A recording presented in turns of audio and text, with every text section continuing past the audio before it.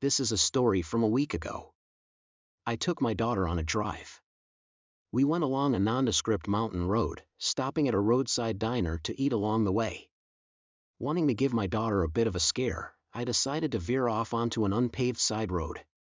Ignoring my daughter's warnings only made it more fun for me, so I kept going deeper. Then, all of a sudden, the engine stopped.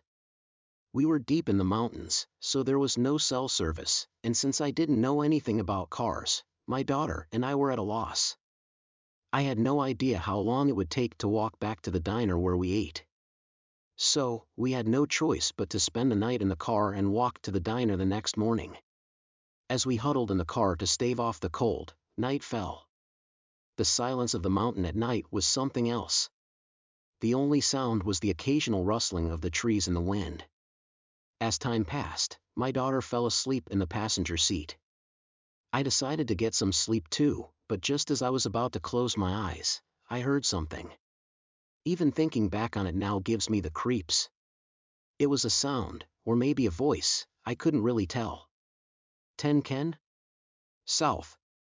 Metsu. It kept repeating. At first, I tried to convince myself that I was mishearing things and kept my eyes closed, but I couldn't shake the feeling that the sound was getting closer. I couldn't stand it any longer, and I opened my eyes. Then, I saw something flat and white, making erratic movements as it approached the car. Its silhouette resembled Jamila from Ultraman, a headless figure that appeared to have only one leg. It was coming towards us in a bizarre manner, hopping about and wildly swinging its arms as its whole body quivered. I was terrified and wanted to scream, but for some reason, my concern was focused on not waking my sleeping daughter beside me. I was so overwhelmed that I couldn't scream or run away. It kept getting closer to the car, but it seemed to be passing by. All the while, I could still hear the sound 10. South. Metsu. Echoing in the air. The sound started to fade, and when I looked back, I couldn't see its figure anymore, which made me feel relieved. But when I turned back towards my daughter, there it was, right outside the passenger window. Up close, I noticed it had a face on its chest, even though I initially thought it was headless. It had a terrifying grin that I didn't even want to remember. I was beyond scared. The fact that it got close to my daughter filled me with rage, and I shouted, "You bastard!" The moment I shouted, it disappeared, and my daughter jolted awake. I thought she woke up because of my shout and was about to apologize, but then my daughter started mumbling, I've entered. In desperation, I tried to start the engine, thinking it wouldn't work. To my surprise, it started.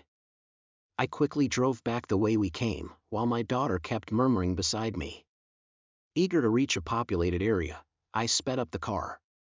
Finally, the city lights were in sight, and I felt somewhat relieved. However, my daughter's murmuring had changed from I've entered to 10. South. Metsu, and her face didn't look like hers anymore. I couldn't go home with my daughter in such a condition, so I rushed into the first temple I saw. It was late at night, but there was a light on in what seemed to be the residence of the temple priest. I dragged my daughter with me and rang the bell. A man, who seemed to be the priest, came out and immediately asked me, "What did you do?" when he saw my daughter. I told him about our encounter in the mountains. He had a disappointed look on his face and said that it might only serve as a comfort, but he started chanting sutras and slapping my daughter's shoulders and back. The priest offered us a place to stay for the night. Since I was worried about my daughter, I accepted his offer.